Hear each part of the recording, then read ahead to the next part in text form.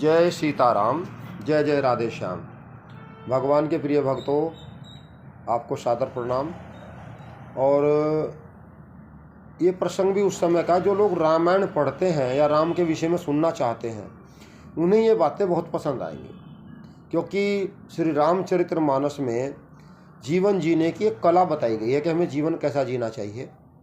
और यहाँ पर जिस समय सभी नील, नल, अंगद, जामवंत, हनुमान जी महाराज सभी समुद्र के किनारे बैठे हुए थे और माता सीता की खोज के लिए जो है वो आगे बढ़ रहे थे, उस समय का प्रसंग है।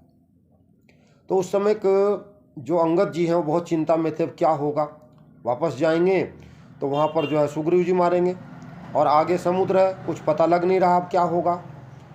तो जामवंत अंगद दुख देखी, कही कथा उपदेश विशेषी, तात राम कहूँ नर नहीं मानहूँ, और निर्गुण ब्रह्म अजित अज जानहूँ। कहते हैं उस समय जो अंगद जी बहुत परेशान थे, दुखी थे, उनका धैर्य जामवंत जी ने बढ़ाया। कहा भाई रामचंद्र जी जो हैं वो कोई सामान्य नहीं है, तो उन्हें आप मनुष्य मत समझो, परमात्मा है, वो निर्गुण ब्रह्म है, अजय है, अजन्मा है, और हम सब सेवक अति बड़भागी, संतत सगुण ब्रह्म अनुरागी। भाई हम लोग जो उनके सेवक हैं बहुत बड़े भाग्यवान हैं, और जो भगवान जो है जिन्होंने हमें अपनी सेवा का अवसर दिया है।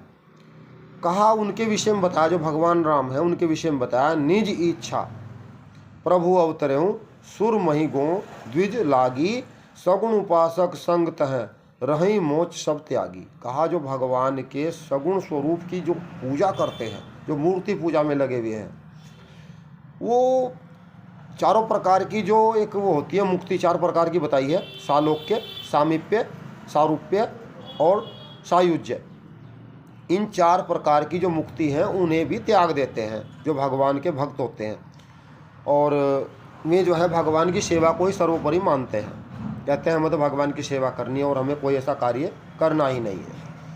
तो यहाँ पर एक चौपाई और है, ये भी अपने जो जटायु के भाई हैं, यहाँ इस चौपाई का वर्णन उनके द्वारा आया है, संपाति जी के।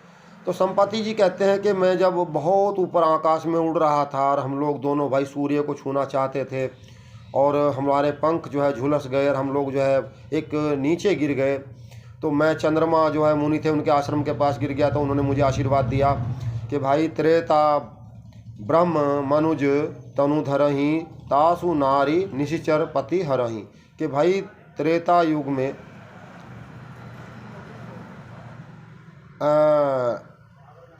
त्रेता युग में साक्षात पर ब्रह्म परमात्मा शरीर धारण करेंगे और उनकी पत्नी को एक राक्षस हरण करेगा, और उन्हें ढूंढते ढूंढते भगवान के जो सेवक है वो यहाँ तक आएंगे, और उनके दर्शन मात्र से आपके सारे पंख ठीक हो जाएंगे, सारे पाप ठीक हो जाएंगे।